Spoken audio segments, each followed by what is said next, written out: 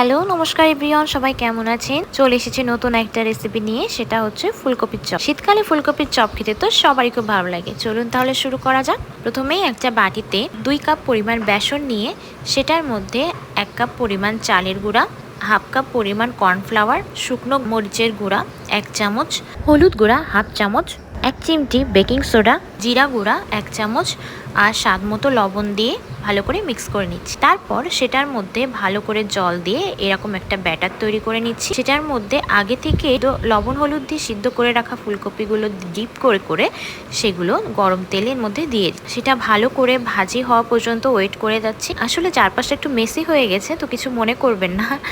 এরপর সেটা ভালো করে ভাজি হয়ে গেলে তুলে রাখলাম, আর গরম গরম সার্ভ করলেই রেডি গরম গরম ফুলকপির চপ। ফুলকপির এই চপটা বাইরের কোটিংটা একটু মুচমুচে হয়, এজন্য খেতে খুব ভালো লাগে। দেখা হবে পরের ভিডিওতে, সবাই ভালো থাকবেন।